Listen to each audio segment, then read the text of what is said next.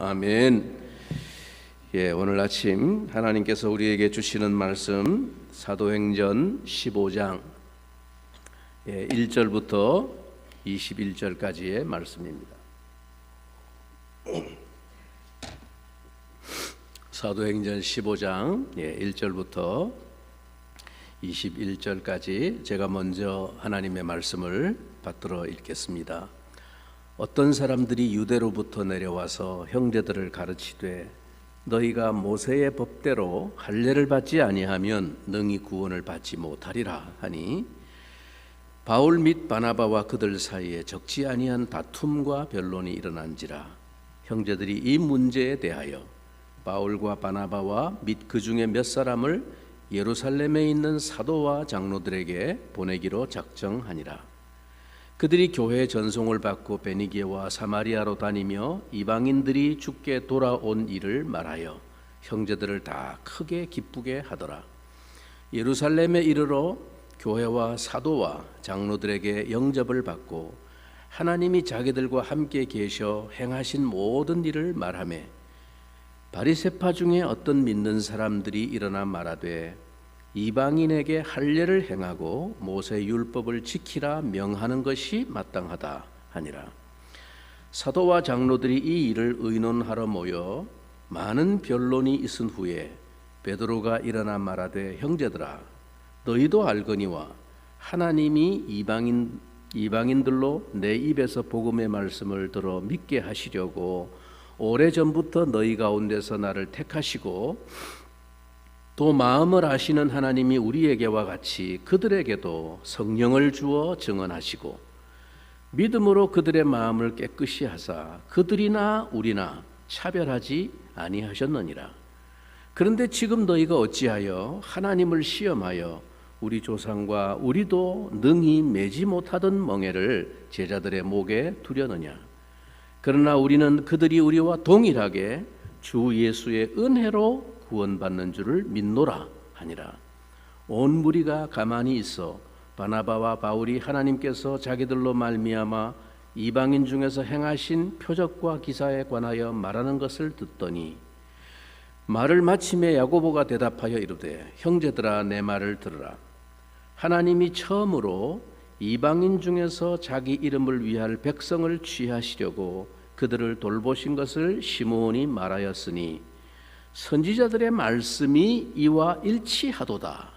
기록된 바 이후에 내가 돌아와서 다윗의 무너진 장막을 다시 지으며 또 그 허물어진 것을 다시 지어 일으키리니 이는 그 남은 사람들과 내 이름으로 일컬음을 받는 모든 이방인들로 주를 찾게 하려 함이라 하셨으니 즉 예로부터 이것을 알게 하시는 주의 말씀이라 함과 같으니라.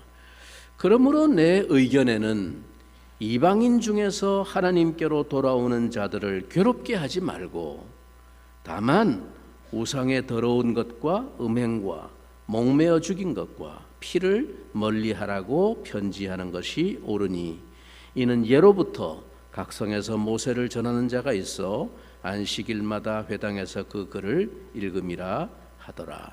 아멘. 2주간 동안 여러분 심려를 끼쳐서 죄송합니다.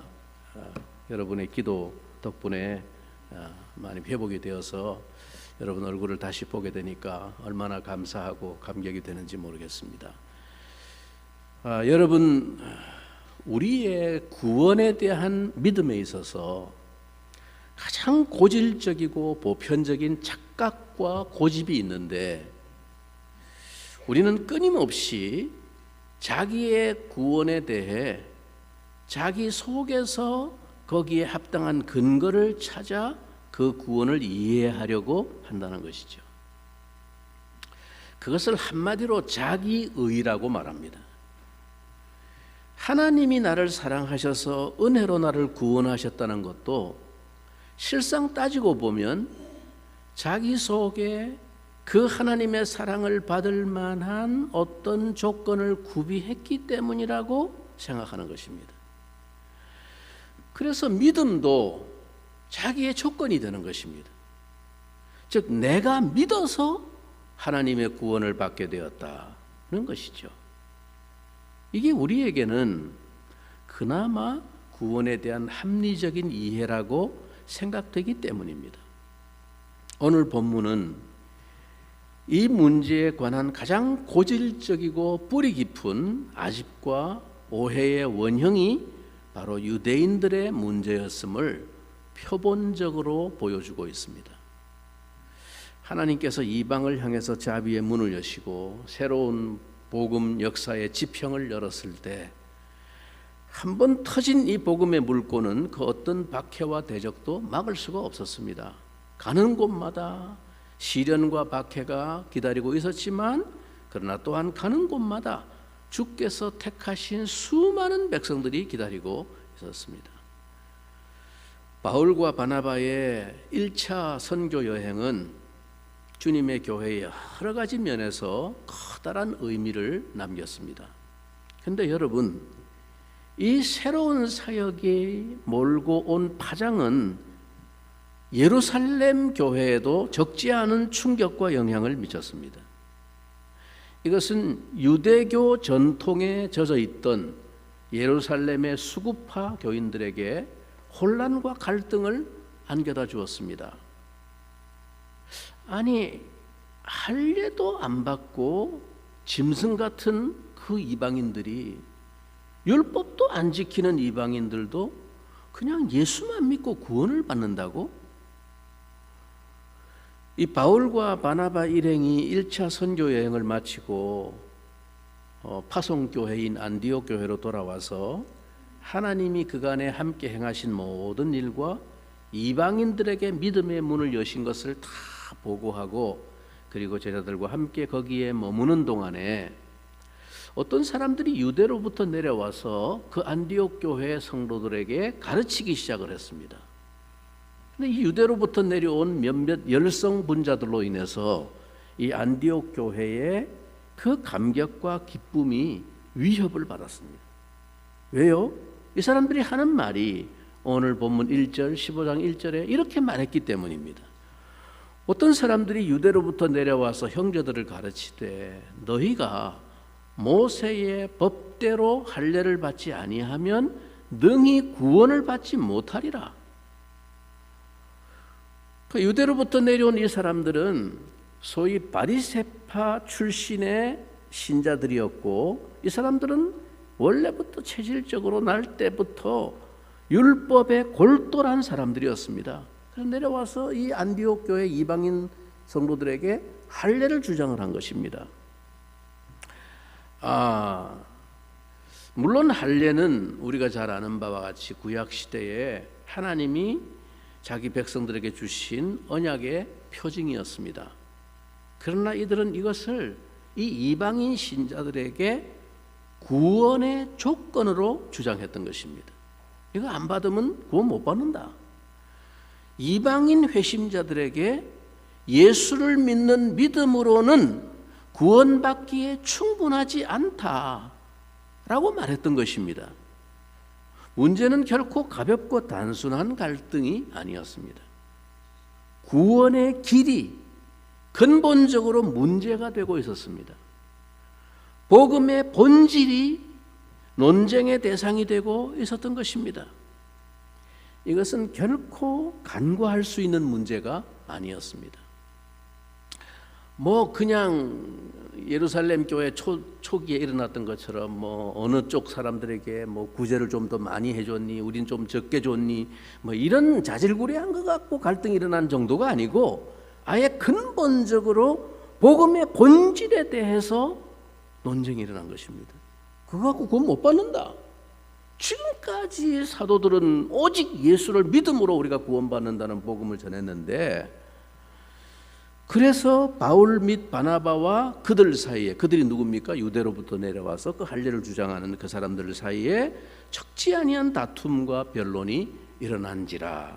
그래서 형제들이 여기서 우리가 싸울 게 아니고 이 문제에 대하여 바울과 바나바와 및 그 중에 몇 사람을 예루살렘에 있는 사도와 장로들에게, 지도자들에게 보내서 이 문제를 매듭을 짓도록 그렇게 보냈습니다. 작정했습니다. 여러분, 이 유대인들 신자들의 빗나간 열심이, 가르침이 당시 새롭게 생겨난 이 이방 신생교회에 얼마나 심각한 영향을 미쳤는가 하는 것은 우리가 갈라디아서를 읽어보면 잘 알 수가 있습니다. 이방인 신자들이 이 유대인들의 가르침으로 말미암아 심히 그들의 믿음이 흔들렸음은 물론이고, 심지어 이 유대인 세력이 당시에 안디옥에 방문 중이었던 베드로에게도 시험이 되었고 유혹이 되었습니다. 사도 바울이 이 베드로의 약한 모습을 보고 심하게 면전에대고 책망하기까지 했다고 말합니다. 하여간 이 파장은 예사로운 문제가 아니었습니다. 자, 이렇게 마침내 예루살렘에서 공회가 모이고 이 문제에 대해서 변론이 시작이 되었습니다. 역시 바리새파 교인들은 먼저 입을 열어서 할례와 율법을 주장했습니다. 할례를 받으라고 명령해야 된다. 그래서 많은 변론이 서로 오고 간 후에 드디어 베드로가 일어나서 복음을 증언합니다. 자, 오늘 우리 7절부터 9절 말씀을 한번 주목해서 같이 읽어보겠습니다. 7절부터 9절을 시작. 많은 변론이 있은 후에 베드로가 일어나 말하되, 형제들아, 너희도 알거니와 하나님이 이방인들로 내 입에서 복음의 말씀을 들어 믿게 하시려고 오래전부터 너희 가운데서 나를 택하시고 또 마음을 아시는 하나님이 우리에게와 같이 그들에게도 성령을 주어 증언하시고 믿음으로 그들의 마음을 깨끗이 하사 그들이나 우리나 차별하지 아니하셨느니라. 여러분, 베드로의 이 증언의 요지가 뭡니까? 하나님이 우리에게, 즉 우리 유대인 신자인 우리에게 하셨던 것과 같이 이 이방인에게도 성령을 주셔서 차별하지 아니하셨다. 똑같은 성령을 주셨다라는 것입니다. 베드로의 이 확신에 찬 증언은 일찍이 이방인 백부장 고넬료 식구들의 구원 사건에 대한 체험 때문입니다. 요빠 피장 시몬의 집에서 환상 중에 보여주시고 들려주셨던 그 하나님의 분명한 음성을 베드로가 들었기 때문이죠. 이른바 보자기에 쌓인 짐승들의 환상을 통해서 하나님이 베드로의 편견과 고집을 책망하셨던 바로 그 음성, 하나님이 거룩하게 하신 것을 네가 속되다 하지 마라. 이 말씀이 이방인 고넬료의 집에서 그대로 이루어지는 것을 목적을 하고 베드로는 자신의 편견을 버리고 하나님이 행하시는 구원 역사의 영광을 돌렸습니다. 우리에게와 같은 성령을 저들에게도 주셨다. 여러분, 오늘 이 말씀은 우리의 구원에 관한 성경의 진리를 너무도 핵심적으로 보여주는 중요한 증언입니다. 이것은 단순히 유대인이냐 이방인이냐 인종차별에 대한 편견을 깨뜨리시는 것이 아닙니다. 우리의 구원에 대한 유대인들의 우월의식과 자기 자랑의 착각과 교만을 깨뜨리시는 말씀입니다. 여러분, 성경에서 우리의 구원 문제를 설명하고 있는 가장 핵심적이고 본질적인 말씀이 에베소서 2장의 말씀입니다. 그래서 에베소서 2장을 차근차근 한 절 한 절을 가만히 읽어보면 우리의 구원이 무엇이고 우리의 구원이 어떻게 이루어지는가를 가장 명료하게 설명하고 있습니다. 자, 우리 다 같이 에베소서 2장을 한번 펴보겠습니다. 여러분, 신약 성경 310페이지에 있습니다. 에베소서 2장. 자, 310페이지 에베소서 2장을 펴놓으시고, 여러분, 이 에베소서 2장에서는 우리의 구원을 어떻게 설명하고 있습니까? 먼저 우리가 본래 어떤 상태에 있었다고 말합니까? 2장 3절을 같이 한번 읽어보겠습니다. 시작. 전에는 우리도 다 그 가운데서 우리 육체의 욕심을 따라 지내며 육체와 마음에 원하는 것을 하여 다른 이들과 같이 본질상 진노의 자녀이었더니, 본래 우리는 뭐였다고요? 본질상 진노받게 되어 있는 자식들이었다는 것입니다. 그런데 그런 우리가 어떻게 구원을 받았다고 말합니까? 이어지는 2장 4절 5절 같이 시작. 긍휼이 풍성하신 하나님이 우리를 사랑하신 그 큰 사랑을 인하여 허물로 죽은 우리를 그리스도와 함께 살리셨고 너희는 은혜로 구원을 받은 것이라. 이 구절이 가장 핵심적으로 간단하게 정곡을 요약하고 있는 우리 구원에 대한 진술입니다. 우리가 어떻게 구원받았다고요? 긍휼에 풍성하신 하나님이 그 넘치는 사랑으로 인하여 본질상 진노의 자식으로 우리의 허물과 죄로 죽은 우리를 살리셨다는, 이게 우리의 구원이다. 그래서 우리의 구원은 뭐예요? 은혜로 구원을 받은 것이다. 단지 우리가 복음을 듣고 깨닫고 회개하고 거기에 뭔가 합당한 조건을 갖추어서 구원을 받은 것이 아니고, 단지 긍휼이 풍성하신 하나님이 그 은혜로 우리를 살리셨다. 이게 성경이 증언하는 우리 구원의 핵심입니다. 여기서 여러분 가만히 보세요. 이 구절을 가만히 보세요. 2장 4절 가만히 보세요. 여기서 중요한 주어가 뭡니까? 주어가 내가 회개하여 예수님을 영접함으로 구원을 받았다. 내가 그렇게 말합니까? 주어가 뭡니까? 나는 없어. 거기 주어가 뭐예요? 긍휼에 풍성하신 하나님이 주어예요. 여러분 에베소서 2장 전체를 아무리 뒤져 읽어봐도 우리의 구원을 설명하고 있는 이 내용 중에 사람이 무엇인가를 했다는 내용은 아무것도 없습니다. 우리는 한마디로 본질상 진노의 자식들이었습니다. 그런데 먼저 근본적으로 그분의 자비와 사랑과 용서하심으로 구원을 얻게 됩니다. 그리고 그 자비와 사랑과 용서가 주님이 달려 죽으신 십자가 사건입니다. 보라, 세상 죄를 지고 가는 하나님의 어린 양이로다. 그래서 에베소서 2장 8절 9절은 우리의 구원을 이렇게 결론 짓습니다. 2장 8절과 9절 다 같이 시작. 너희는 그 은혜에 의하여 믿음으로 말미암아 구원을 받았으니 이것은 행위에서 난 것이 아니니 이는 누구든지 자랑하지 못하게 함이라.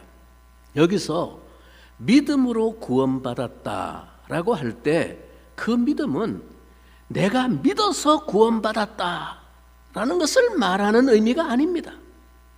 그 믿음도 나에게서 생겨난 것이 아니라 뭐라고요?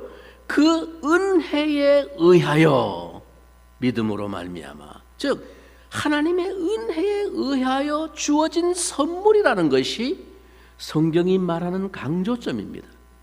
그래서 이것은 너희에게서 난 것이 아니요 하나님의 선물이라.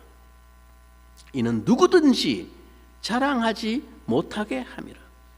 그러니까 여러분, 믿음의 반대가 뭘까요? 믿음의 반대는 안 믿음이지. 안시, 그죠? 안 믿음. 믿음의 반대는 안 믿는 게 아니에요. 믿음의 반대는 우리가 안 믿는 게 믿음의 반대라고 생각하기 쉽습니다. 믿음의 반대는 불신이라고 생각하기 쉽습니다. 그러나 에베소서 2장이 말하고 있는 우리의 구원에 관한 믿음의 진술을 가만히 읽어보면 여기서 말하는 믿음의 반대는 불신이 믿음의 반대가 아니고 믿음의 가장 걸림돌 대적은 자랑이라는 것이죠. 자기 자랑. 여러분, 자신을 의지하고 자신 안에서 구원의 근거를 찾는 것이 자랑입니다. 그러므로 여기 믿음은 하나님이 주신 믿음입니다. 이것이 복음이, 성경이 말하고 있는 우리의 믿음과 구원입니다. 그러므로 여러분, 우리가 정말 이 복음을 바르게 깨닫고 이해하면 우리에게서 두 가지가 없어집니다. 첫 번째, 자랑이 없어집니다. 내가 사는 삶 가운데 내게서 근거한 것이 아무것도 없음을 깨닫게 되기 때문입니다. 나의 나 된 것이 하나도 내게서 말미암은 것이 없습니다. 오직 나의 나 된 것은 하나님의 은혜로 말미암은 것이라. 그래서 십자가의 복음의 정수를 깨달을수록 내 속에는 자랑할 것이 없어집니다. 모든 것은 주께로부터 받은 것입니다. 여러분, 내게서 자랑이 없어지면 자동적으로 없어지는 두 번째가 차별입니다. 구별입니다. 내가 사람을 바라보는 관점과 인식에 부자도 가난한 사람도, 잘난 사람 못난 사람, 유식한 사람 무식한 사람 다 없어집니다. 모두가 그리스도 안에서 용서와 긍휼을 입은 죄인이기 때문에 그리스도 안에서 이 십자가의 복음을 발견할 때 내 속에 차별이 사라집니다. 우리는 다 본질상 진노의 자녀였습니다. 그래서 복음의 정수를 깨닫고 나면 우리는 다 갚을 길 없는 은혜의 빚진 자임을 진실로 고백하게 됩니다.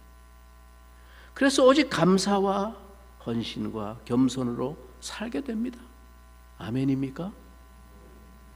오늘 이 베드로를 위시한 사도들이 책망하고 있는 이 유대인 신자들의 오해와 착각이 바로 이 복음의 참된 본질을 깨닫지 못한 데서 기인한 것입니다.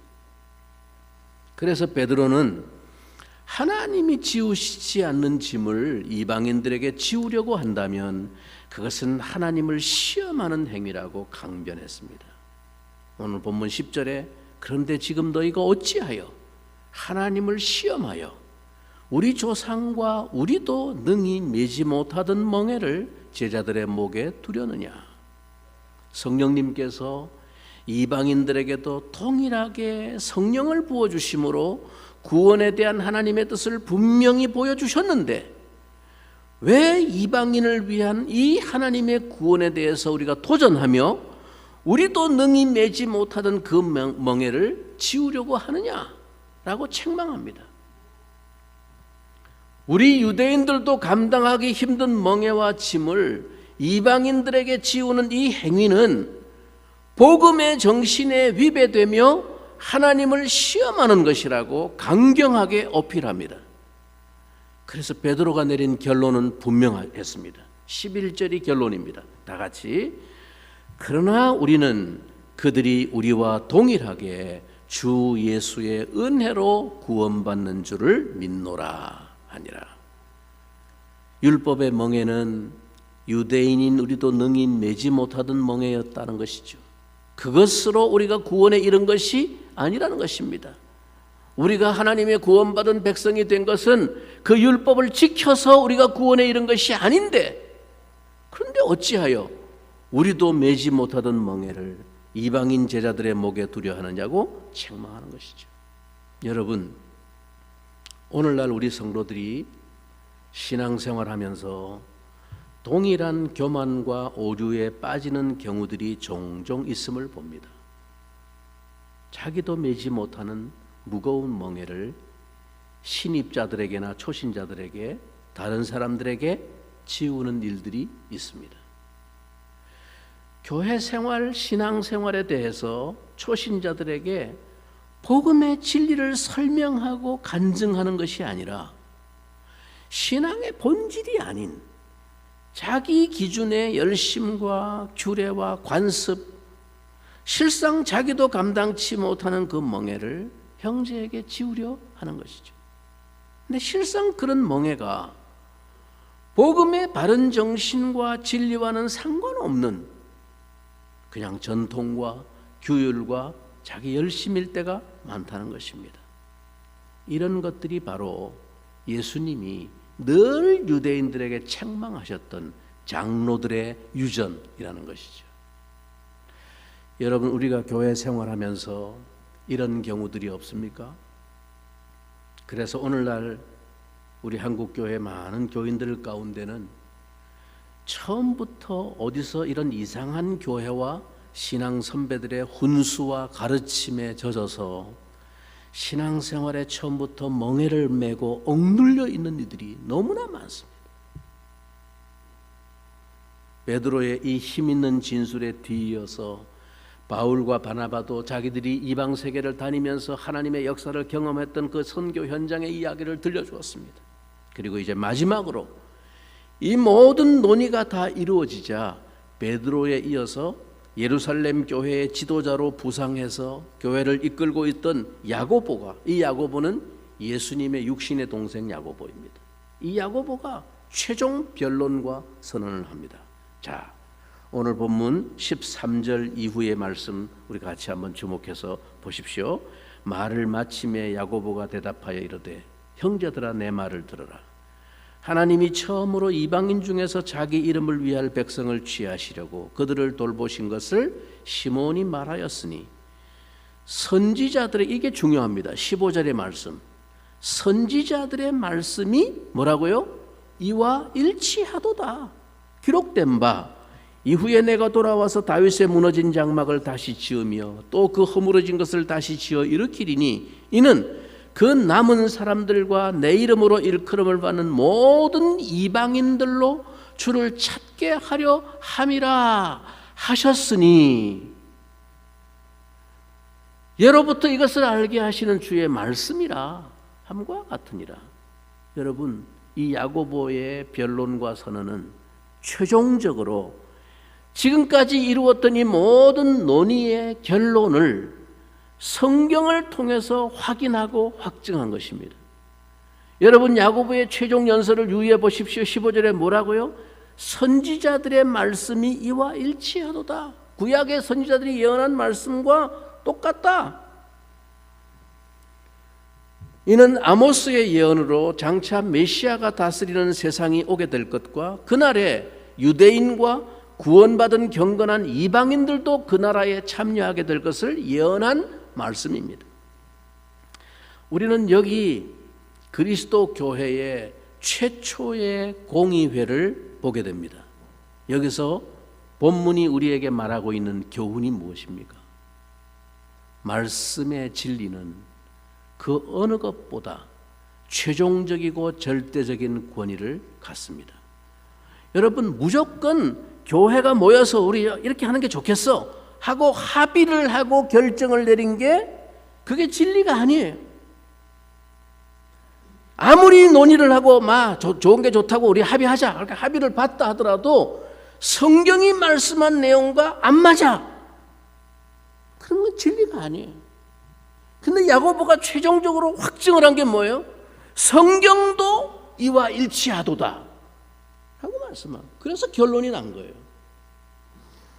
여러분, 어떤 사도도 그것을 결정할 권위를 가지지 못합니다. 오직 하나님의 말씀이 최종적인 결정의 권위를 갖습니다. 가톨릭 교회의 오류가 바로 여기 있습니다. 가톨릭 교회는 최고의 결정의 권위가 교회에 있습니다. 교회가 합의해서 교리를 정합니다. 근데 그 추인을 누가 합니까? 교황이 하는 거예요. 성경에 없어도 상관없어. 교회가 합의해서 공의회에서 결론을 내고 교황이 칙령을 발표하면 그게 진리고 법입니다.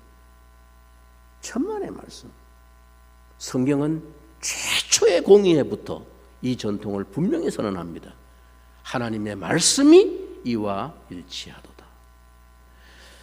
예루살렘 교회의 지도자인 야고보가 이방인도 율법을 지키고 할례를 받음으로가 아니라 오직 예수를 믿음으로 구원을 받게 되는 것이 뭐라고요? 성경적으로도 맞는다 라면서 교리적인 혁신을 일으키는 대선언을 한 것입니다. 그래서 결국 이 공회의 결정은 두 가지로 요약됩니다. 첫째는 어떤 사람이든지 그리스도인이 되는 데 있어서 믿음 외에 다른 의식이나 조건이 필요치 않다는 것입니다. 두 번째, 이미 그리스도인이 된 사람에게는 교제의 건덕을 위해서 몇 가지 지켜야 할 사항들이 있다 하는 것이 이 공회의 두 가지 결정입니다. 오늘 본문 19절 20절을 보십시오. 그러므로 결론을 내립니다. 그러므로 내 의견에는 이방인 중에서 하나님께 돌아오는 자들을 괴롭게 하지 말고, 쓸데없는 멍에를 메워서 괴롭게 하지 말고, 다만 이게 중요합니다. 다만 우상의 더러운 것과 음행과 목매어 죽인 것과 피를 멀리하라고 편지하는 것이 옳으니. 28절 성령과 우리는 이 요긴한 것들 외에는 아무 짐도 너희에게 지우지 아니하는 것이 옳은 줄 알았노니. 성령과 우리는 언제나 우리의 판단과 결정과 규례는 성령의 뜻에 일치하는 것이어야 합니다. 성령의 뜻을 역행하고 거스르는 것은 아무리 우리의 열심과 노력이 대단하다 할지라도 그것은 자신과 형제들에게 복음과 상관없는 멍에와 짐을 씌우는 일이요, 하나님을 시험하는 일입니다. 여러분, 복음이 우리에게 선물해 준 참된 믿음, 신앙은 멍에를 메우고 짐을 지우는 것으로 자기의 의와 믿음을 증명하고 자랑하는 것이 아닙니다. 그것은 나에게서 만들어내는 나의 종교적인 의와 자랑일 뿐 하나님이 주신 선물 같은 믿음은 아닙니다. 오직 주의 은혜 안에서 그분이 나에게 베푸신 긍휼과 사랑만이 세세토록 자랑되고 드러나는 삶, 그것이 신앙입니다. 그러므로 그 은혜 안에서 우리는 아무도 서로를 차별하거나 비교하거나 진리와 관계없는 자의적인 행위의 멍에로 짐을 지우지 말아야 합니다.